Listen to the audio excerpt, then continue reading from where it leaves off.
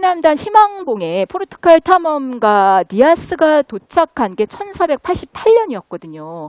그런데 그보다 훨씬 86년이나 앞서서 아프리카 대륙을 그린 지도를 정확하게 묘사한, 희망봉까지 다 나온 지도를 그린 거예요. 우리가 가지도 않았는데 어떻게 그렸을까. 정말 이것은 약간 미스테리이기도 해요. 그래서 미야노리코라는 일본 여성학자가요, 이 호닐강리 역대 국도 지도를 보고 충격을 받아서 어떻게 이런 지도가 만들어졌을까 그 연구를 시작했습니다. 그래서 이제 그녀가 내린 결론은요, 태조 이성계와 그 아들 태종 이방원 간의 어떤 권력 투쟁이 이런 대단한 세계지도를 낳았다라고 보았습니다. 어떤 왕권의 정당성을 입증해야 하는 태종 이방원에게는 아버지와 차별화하기 위한 전략으로 세계지도를 제작하기 시작했다는 그런 가설인데요. 실제로 이 호닐강리 역대 국도를 보면 이방원이 가졌던 어떤 세계를 볼 수 있고 또 그가 꿈꿨던 어떤 세상도 볼 수 있는 거잖아요. 그래서 아버지는 그냥 한반도에 집중하셨다면 나는 보다 넓은 세계로 나가겠다, 뭐 이런 선언과 같은 지도라고 할 수 있어요. 그렇다면 어떻게 가지도 않았는데 이런 지도를 만들어냈을까? 또 그 비밀은요, 아까 말씀드렸던 몽골과 관련이 있다고 추정되고 있습니다. 그래서 몽골 출신 공주와 또 공민왕이 결혼을 했잖아요. 그러면서 이 몽골의 아주 정확하고 또 최신의 세계 지도가 고려까지 들어오게 되고요. 왕실과 귀족을 중심으로 이 세계 지도가 전수된 거죠. 그래서 이제 조선 시대에 이르러서는 이성계, 아버지 이성계 태조와 차별하고 싶었던 이방원이 바로 이 세계 지도를 편찬하고 제작했던 것 아니겠느냐라는 이제 가설이 그녀에 의해서 제기됩니다. 하지만 이 놀라운 지도가 조선 초기에만 반짝 나오고요. 그 이후에는 잊혀지게 됩니다. 그래서 중국과 더불어서 조선은 이 세계 지도에 대한 어떤 상상력 그리고 그 힘을 점점 잃어가게 됩니다.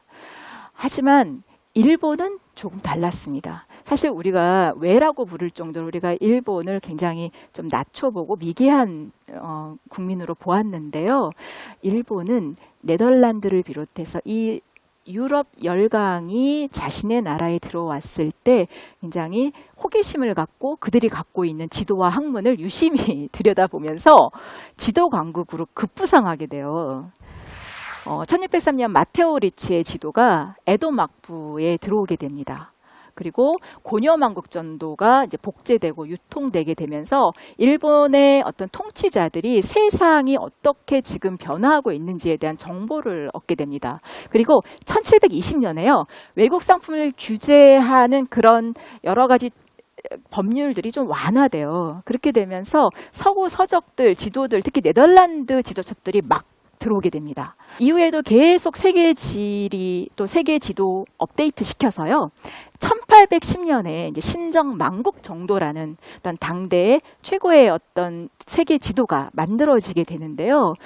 그 지도를 보면은 굉장히 지금 사실 우리가 보는 지도랑 별로 차이가 없을 정도로 정교합니다. 일본은 동아시아를 대표하는 지도 강국으로 급부상하게 되죠. 근데 우리가 굉장히 정교한 세계 지도를 이미 500년 전에 그렸었는데 19세기에 들어와서는요. 우리 지식인들의 또는 총치자들이 보던 세계 지도가 좀 이상해집니다. 19세기 조선 사대부들이 많이 봤던 세계 지도 천하도예요.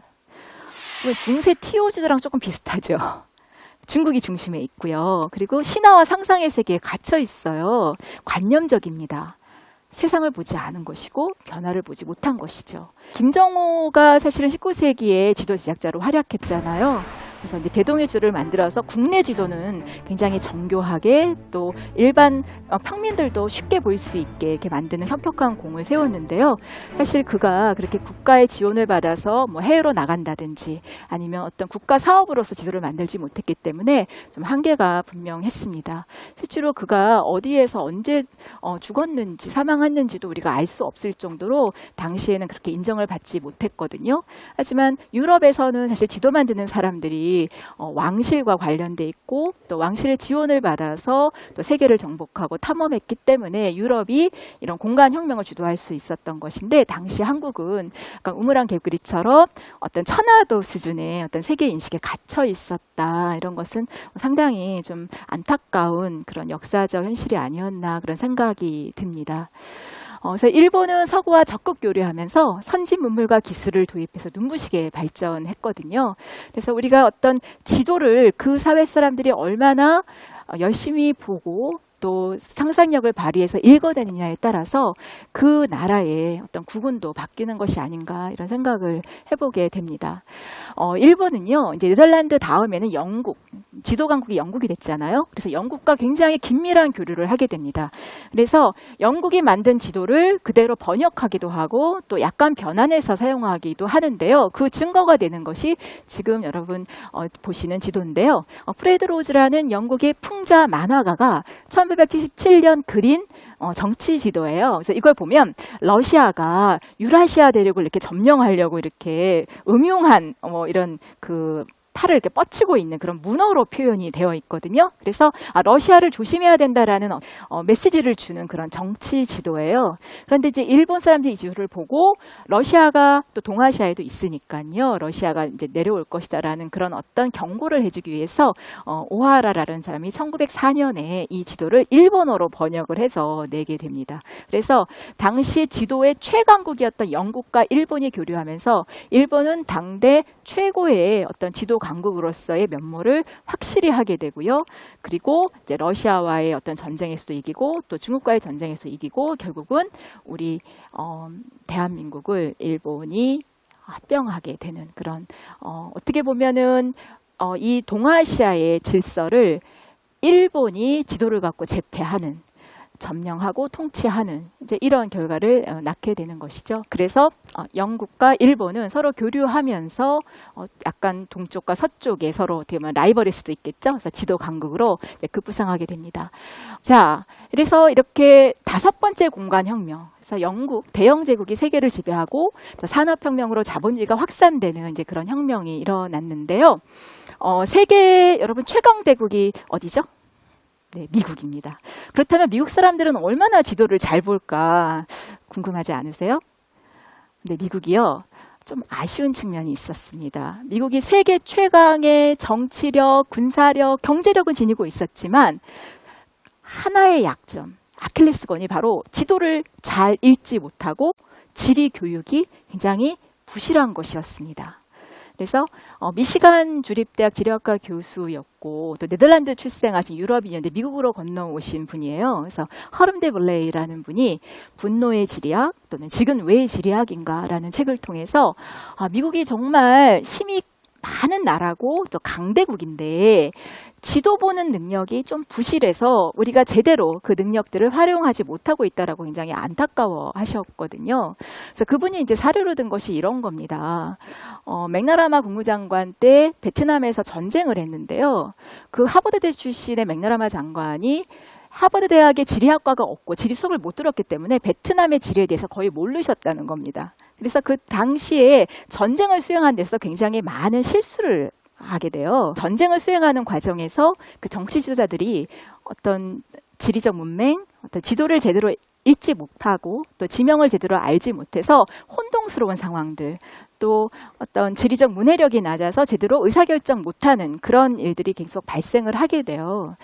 미국이 워낙 사로 만들어진 국가다 보니까 자국의 역사에 집착하는 문화이고 또 대학에도 역사학과는 어디나 있지만 지리학과까지 만들 여유는 없었던 것 같습니다. 그리고 학교에서도 이제 사회과 교육이라는 그런 과목이 가르쳐지는데 지리는 굉장히 협소하게 어떤 지명을 암기하는 수준이고요. 주로 역사나 어떤 사회과학 중심으로 가르치게 되면서 미국 국민 전체의 어떤 지리적 문해력이 굉장히 떨어지고 또 지도를 거의 세계지도를 보지 않는 이제 그런 문화가 형성되었던 것입니다. 그래서 미국의 그런 약점들이 이렇게 미국이 세계의 어떤 공간 혁명을 주도하는 데 있어서 주춤할 수밖에 없는 그런 결과를 낳았습니다.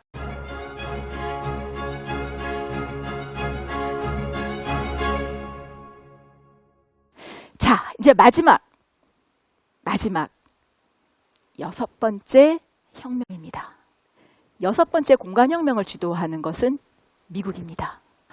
여러분 구글, 아마존, 야후, 마이크로소프트 다 들어보셨죠? 사실 20년 전에는 그렇게 큰 회사가 아니었습니다. 근데 실리콘밸리에서 혁신이 시작되고 이것이 미국을 거쳐서 전 세계로 퍼진 정보혁명, 기술혁명, 플랫폼혁명의 시대입니다. 그런데 흥미로운 것은요, 여러분, 미국은 비록 국민들 자체의 지리교육은 약했지만요, 지리적 상상력이 탁월하고 모험심이 있고 열정적인 사람들을 받아들였습니다. 예를 들어서 여러분, 구글의 창립자인 세르게이는 러시아 사람이고요. 우주 셔틀까지 개발하고 있는 이 테슬라의 CEO 머스크는 남아공 출신입니다. 그러니까 아프리카적인 지리적 상상력을 갖고 있겠죠? 그러니까 실리콘밸리는요, 여러분, 정말 그 안에 작은 제국이에요. 세계의 다양한 인재들을 미국으로 끌어들였습니다. 그래서 미국은 이제 정보혁명에서 굉장히 뚜렷한 어떤 성취를 하고 있고 지금 세계를 이제 지배해 나가고 있는 상황인데요.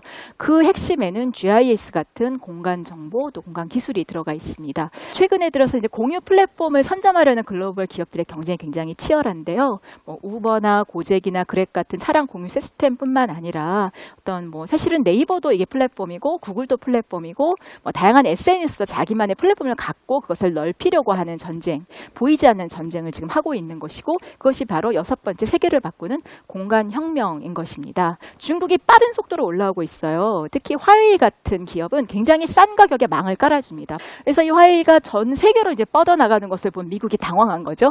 그래서 중국 기업을 견제하려는 그런 여러 가지 여러 가지 압박 정책을 펴고 있어요. 그래서 통상 분쟁을 일으켜서 중국의 기술 추격을 막고 어떤 IT 제품에 대한 점유율을 방어하려는 것 아니냐, 이제 이런 이야기를 하고 있는데요. 이제는 어떻게 보면은 여러분, 옛날에는 이제 환경이 운명을 결정한다, 그래서 뭐 지리가 운명을 결정한다, 뭐 영토가 중요하고 땅 따먹기 뭐 이런 얘기를 했는데요.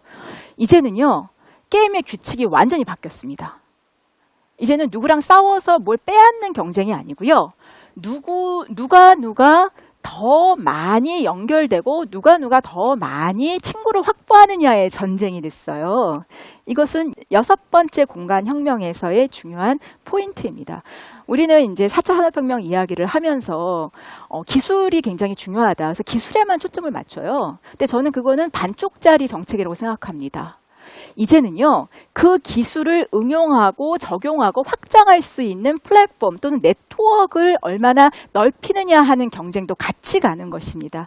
그래서 우리가 4차 산업혁명이라는 것이 또는 이 6번째 공간혁명이라는 것은 그냥 연구실에 앉아서 기술 개발만 해서는 안 되고요. 새로운 눈으로 세계를 바라보고 우리와 기술을 같이 공유할 수 있고 또 연결할 수 있는 나라를 상상하는 능력, 또 친구를 찾는 능력이 중요해집니다. 그래서 최근에 이제 커넥터그래피라는 책이 나왔어요. 그래서 더 이상 지오그래피의 시대가 아니라 커넥터그래피의 세대다. 연결망이 중요하다라고 이제 했는데요. 파라그 칸이라는 이 학자가 젊은 학자입니다. 저랑 나이가 비슷하고 저 친구예요. 40대. 근데 이 파라그 칸이 미래의 인류 문명과 역사를 움직인 어떤 새로운 원동력으로 연결성, 커넥티비티를 제시했습니다. 그는 이제 과거의 제국주의는 영토 정복이나 식민지 확장, 우리가 아까 봤었던 이제 그런 것들이 좌우했다면 이제는 그런 방법으로는 더 이상 21세기를 대처할 수 없다는 겁니다. 중요한 것은 시장과 자원에 대한 접근성이다. 그리고 이제 패권의 핵심은 바다에서 어떻게 공급망을 확보할 것인가가 이제 중요하다라는 이야기를 했습니다. 즉, 영토의 크기가 중요한 것이 아니고 그 나라가 얼마나 정보혁명 또 공간혁명에 적극적으로 대처하고 작지만 세계 여러 나라와 연결돼 있는가가 경쟁력이 되는 시대인 거죠. 자, 21세기 여러분 지금 3가지 혁명이 겹치고 있어요. 플랫폼 혁명, 누가 플랫폼을 장악할 것인가, 그리고 4차 산업혁명, 그리고 커넥토그래피 혁명의 시대입니다. 자, 지금 이 시대에 여러분들은 어떤 지도를 보고 계신가요? 그리고 여러분들은 어떻게 세계로 나아가실 생각이신가요? 제가 좀 희망적인 사례를 제시해보면 여러분 BTS 아시죠? BTS가 제 국내에서 시작한 작은 그룹이었잖아요. 그런데 BTS가 SNS나 여러 가지 정보통신혁명을 잘 활용해서 전 세계에 자신들의 팬, 아미, 제국을 지금도 넓혀가고 있지 않습니까? 그래서 여러분들이 세계인을 매혹시킬 컨텐츠, 그리고 좋은 아이디어, 그리고 여러분 열정이 있으면 이제는 어디에 있든지 여러분들이 어떤 상상력을 가지고 또 어떤 세계주를 가지고 여러분들의 세상을 꿈꾸는지에 따라서 달라지는 시대가 왔습니다. 혁명은 급격한 변화의 시기고요. 이런 급격한 변화는 어떤 사람이 자신의 능력을 발휘할 수 있는 틈새를 발견하기 굉장히 좋은 시기입니다. 자, 이제 6차 공간혁명의 시대에 살고 있는 여러분들에게 새로운 상상력 또 새로운 지도 선물하고 싶고요. 지금부터라도 여러분들이 세계주를 좀 다시 들여다보시고 자신의 꿈을 펼칠 무대, 공간을 한번 살펴보시기 바랍니다. 강의 들어주셔서 감사합니다.